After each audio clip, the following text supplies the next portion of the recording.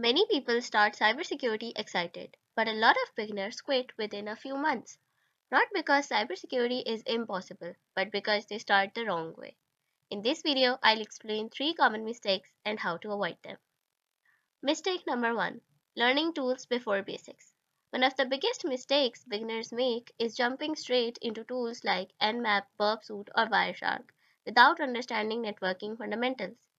If you don't understand things like IP addresses, ports, or protocols, the output of these tools will just look confusing. Tools are powerful, but only when you understand the concepts behind them. Mistake number 2: no clear roadmap. Another common problem is not having a roadmap. Beginners hear about ethical hacking, blue team, SOC, penetration testing, and malware analysis all at once. Without a clear direction, people jump between topics and never build strong fundamentals. Mistake number 3: watching without practicing. Cybersecurity is not a theory only field. Watching videos or reading material is not enough. You need to practice using tools, try labs, and experiment in safe environments.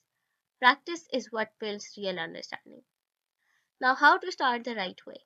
A better approach is to start with fundamentals like networking and basic vulnerabilities, then move to tools and practice step by step. Cybersecurity is a journey, it is not something you master overnight.